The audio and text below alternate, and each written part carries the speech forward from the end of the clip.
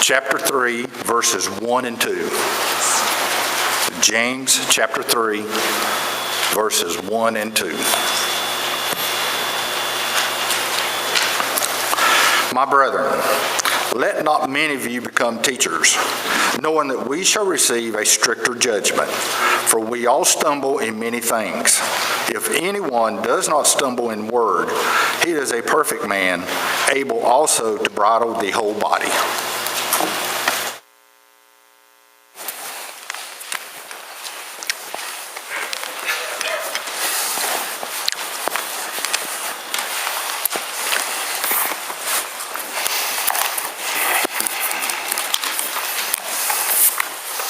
Good morning. I bring you blessings back from the Graveyard Falls. You're going, where in the world is that?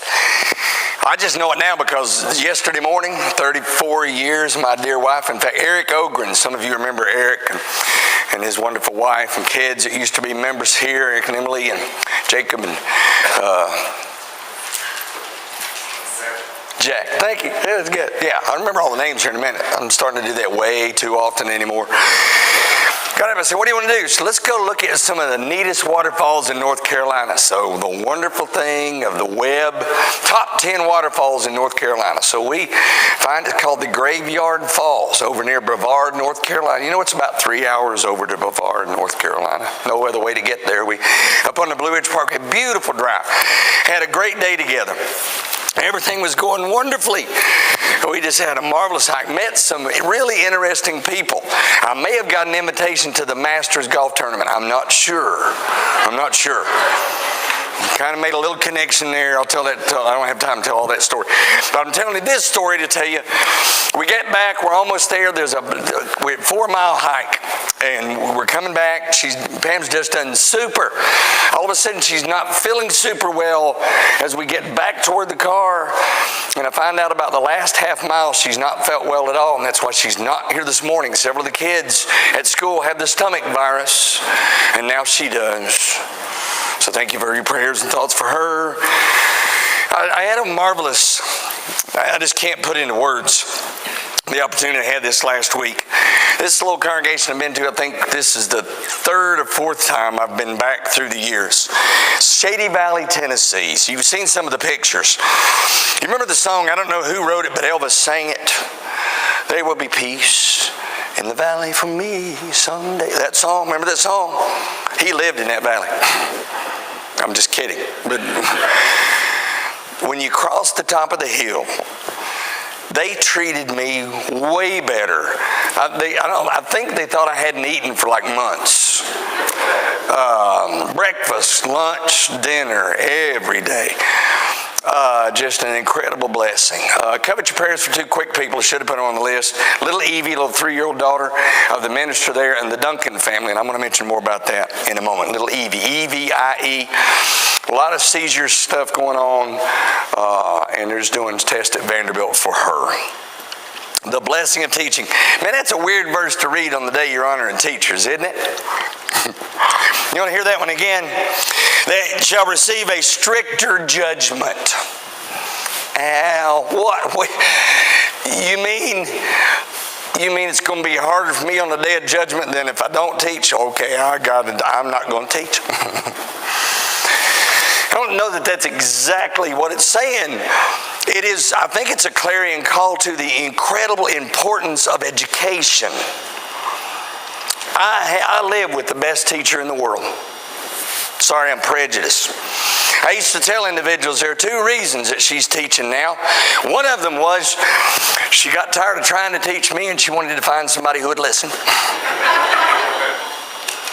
Number 2, I've teased individuals, she continues to teach to support my habit of preaching. Y'all know the full joke of that if you think about it fully through, of those of our number who teach in North Carolina. I won't go any further into that. But what a blessing. I got to go back. I did some nostalgic journeying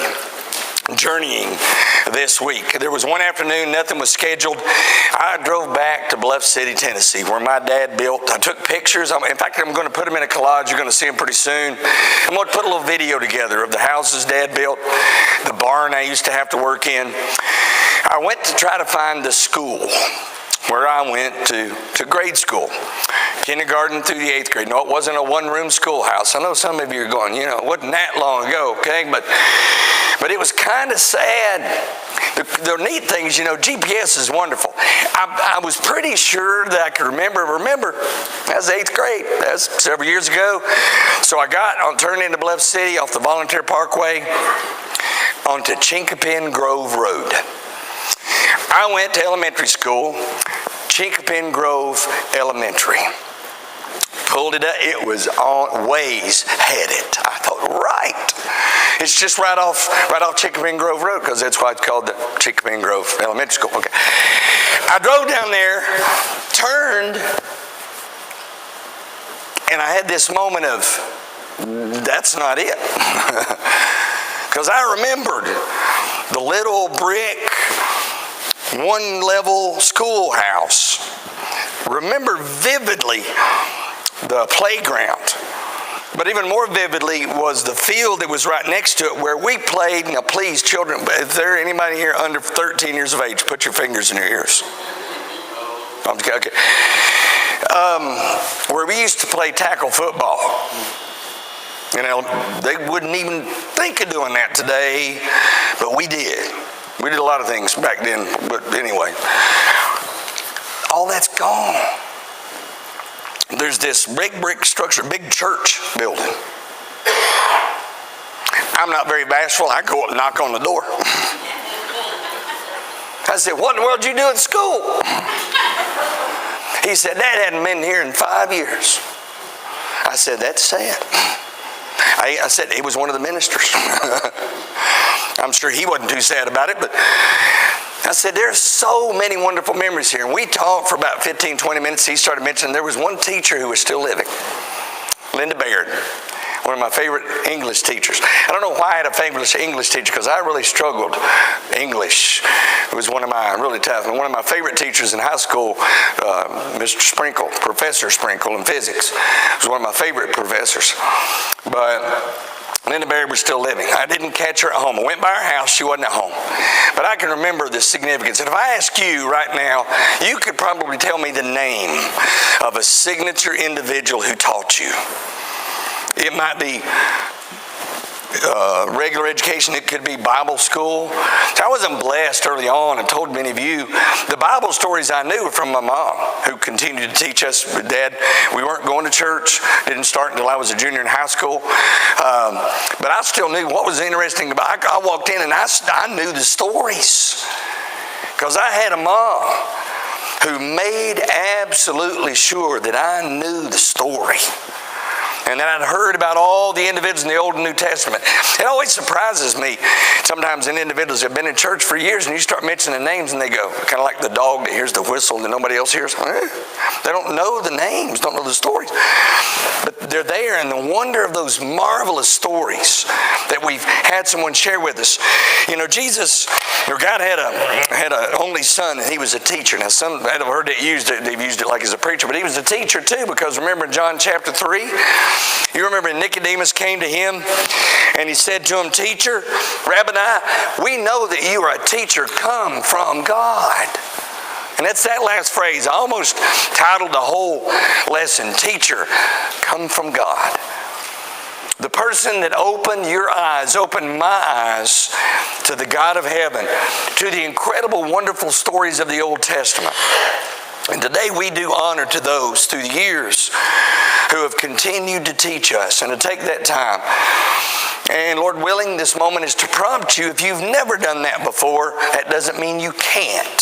So we're going to walk through a few things here. The duty of teaching. We have a variety of guests. Romans chapter 12, and there is no way we're going to be able to look at every text, but I do want to look at Romans 12 as he's talking about some special areas of ministry here that we all have a part of. Romans 12, beginning about verse 3, and I'll read with you. Romans 12, verse 3. For I, through the grace of God given to me, to everyone is among you, not to think of himself more highly than he ought to think, but to think soberly, as God has dealt to each one a measure of faith. And if you'll skip down with me to verse 6, having then gifts differing according to the grace that it is given, let us use them. If prophecy, let us prophesy in proportion to our faith. Or ministry, let us use it in our ministering. He who teaches in teaching, he who exhorts in exhortation, who gives in liberality, he who leads with diligence, he who shows mercy with cheerfulness. Now you can find yourself, I'm convinced, in one of those gifts.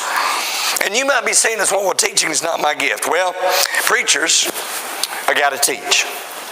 2 Timothy 2:2, whatever committed you, commit to other faithful men. Elders, 1 Timothy 3:2, Titus 1 verse 9. I'm letting you jot these down. I'll leave this up here a while. See some of you doing that in your notes. Apt to teach. That means able to teach. Doesn't mean eloquent in teaching. It means able to teach, to share information.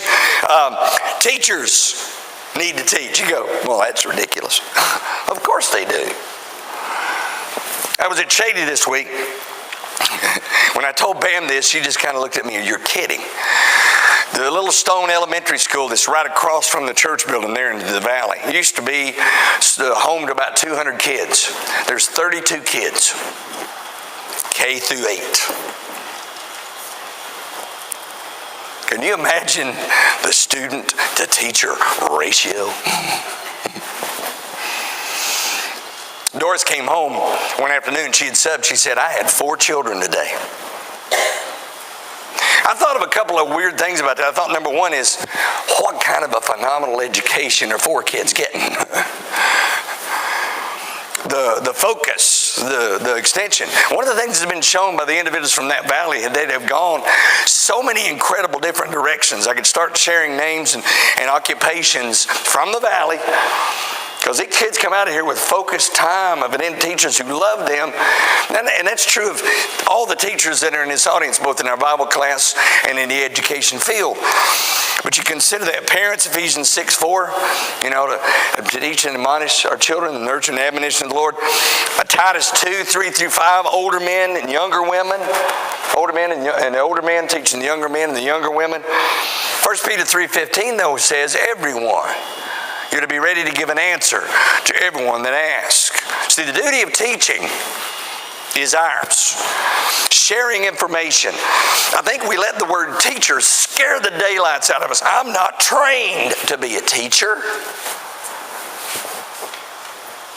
Can you share? Can I share what God has done for me? Can I transfer that information?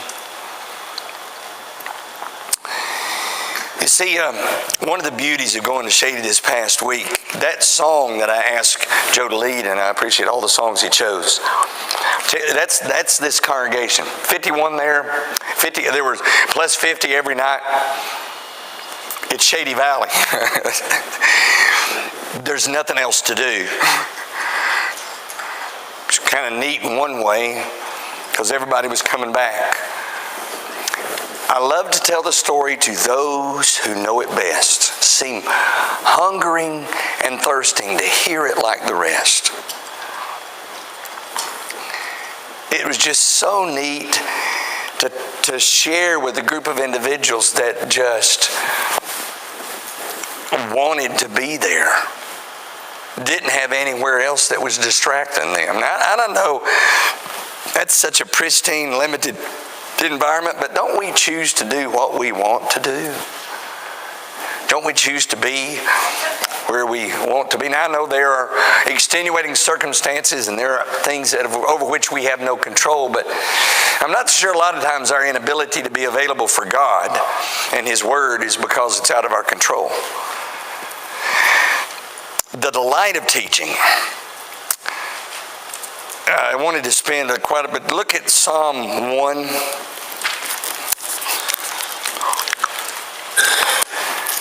It talks about just a special attitude that it takes to want to share. Blessed the man who walks not in the counsel of the ungodly, nor stands in the path of sinners, nor sits in the seat of scornful. But his delight is in the law of the Lord, and his law he meditates day and night. He shall be like a tree planted by the rivers of waters that brings forth its fruit in season, whose leaf also not wither, and whatever he does shall prosper. I think back to the individuals, both education-wise, scholastically, academically, and also religiously, of the individuals that loved what they were doing. There's a difference. Pam has even shared the difference today in the conveyance of information when someone who's really enjoying what they're doing and it's just a job. There's an incredible difference in those when you realize what, and even more so in Bible class. I mean, we're imparting words of life. And you've done that through the years, many of you in such a powerful way. James 1:25, to be doers of the word, not hearers only. The most impactful teachers I've had are the individuals that didn't just tell me, but they showed me. It was their life. I mentioned Professor Sprinkle in physics.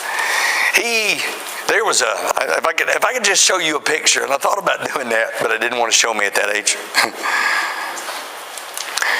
I can show you a picture of the crew that was part of that physics class back in 79, it was actually 81, nope, can't be right.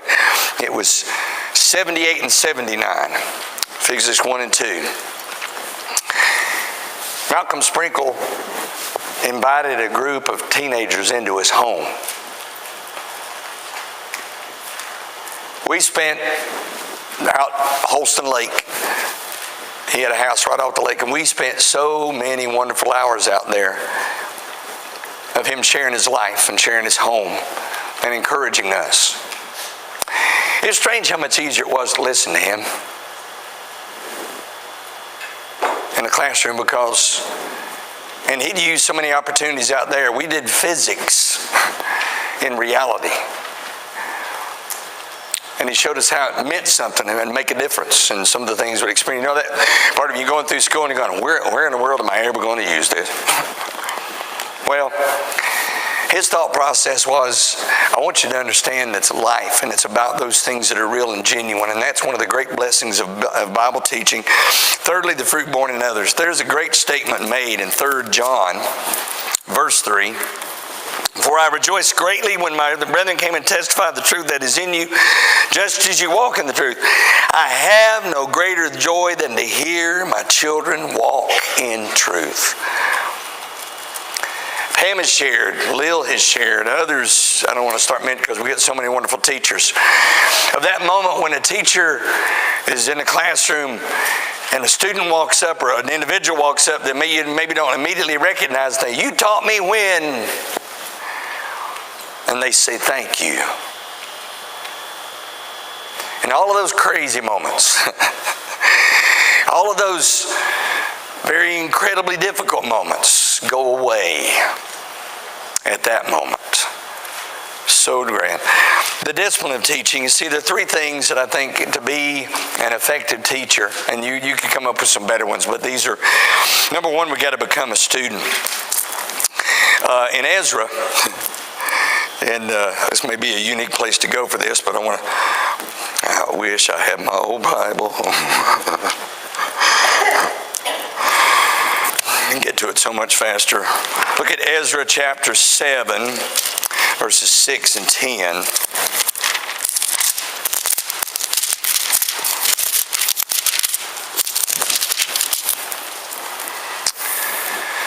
Then Ezra came up from Babylon, and he was a skilled scribe in the law, which the Lord God had Ezra given. The king granted him his request according to the hand of the Lord, which is upon him.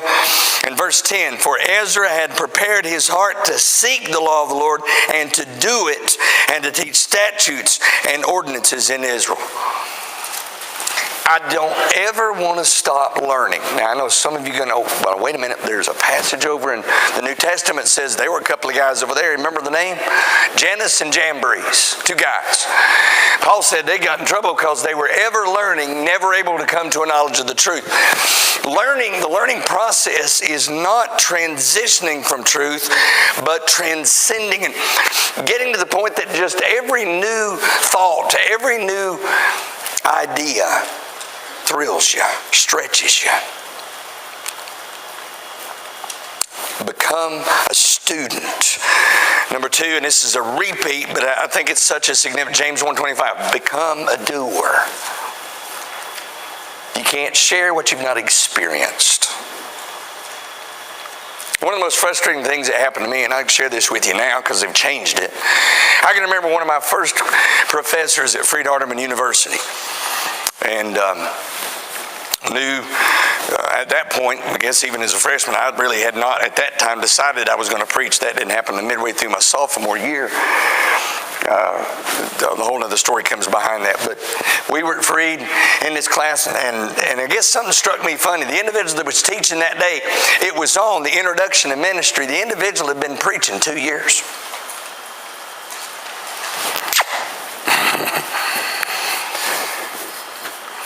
I'm going, well,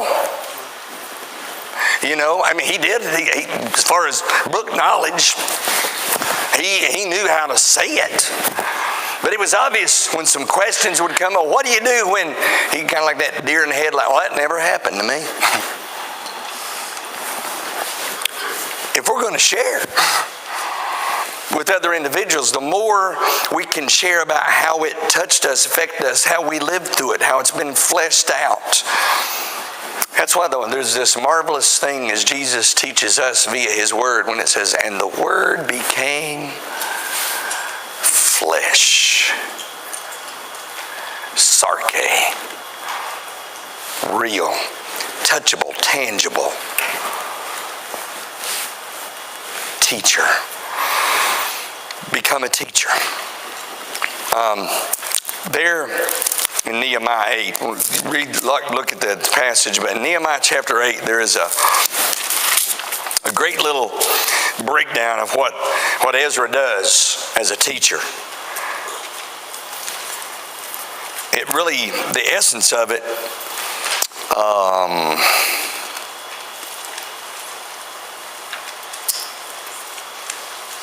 verse number 8. I'm going to skip down for time. He's shared it. He stood up. He's read the law. So they read distinctly from the book in the law of God, and they gave the sense and helped them to understand the reading.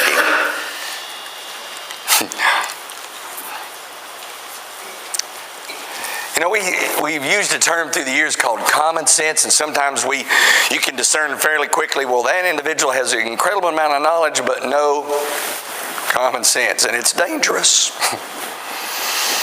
Dow Flatt, one of my Greek professors, used to say, you know, a little bit of Greek is a dangerous thing. I've seen that in practice. It's just lethal. Individual student go in, study maybe a year or two of Greek, and then he'll come out in the class and he'll just share what the Greek knowledge, how the Greek, and it's just scary. What happens is individuals with a little bit of knowledge get dangerous, but he says here, give the sense. That is what teachers have done through the years in this. In Hebrews chapter 5, verse 12, there comes a time. And here's my ending challenge with this thought process. My gratitude for all of our Bible teachers is immeasurable. And I want to go for a moment, and I wanted to make a list of those individuals who have both filled in for me, both whether it be in a classroom or in the pulpit through the years, and the great blessing.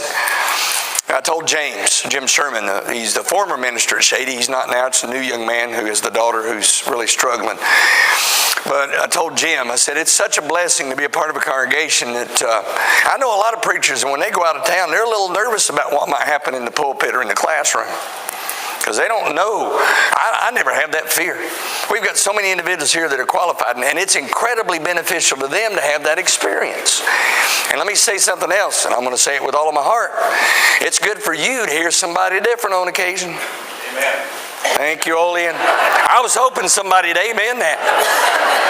Man, am I ever hoping somebody would, because I got one perspective. I'm not perfect. I didn't have to tell you that. You already knew it. It's good to hear different views, and be stretched a little sometimes, maybe even sometimes to be uncomfortable with the new style. That's a whole nother sermon. Hebrews chapter 5, here's what the writer says in verse 12. For though by this time you ought to be teachers. You need someone to teach you again the first principles of the Lord of God. You have come to need milk and not solid food. For everyone who partakes only of milk is unskilled in the word of righteousness. He is a babe. But solid food belongs to those who are full age. That is those who by reason of age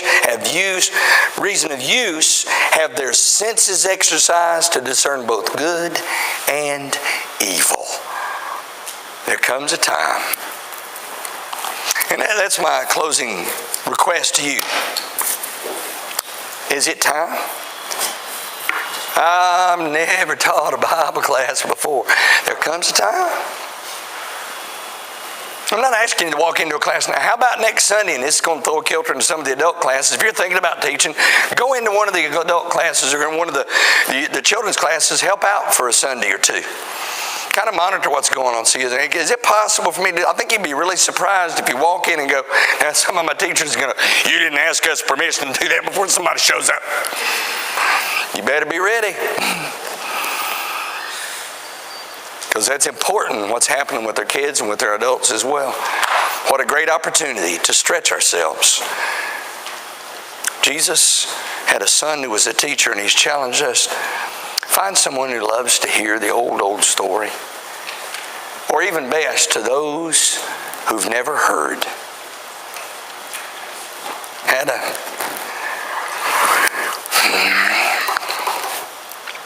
Wayne Duncan was the farmer in the valley whose wife and 2 daughters and their family have been faithful for years.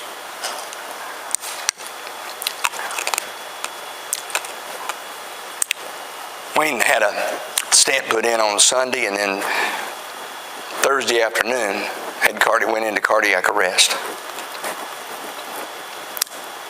Sharing the story with those in the valley, sharing the story with anyone, because life is so uncertain.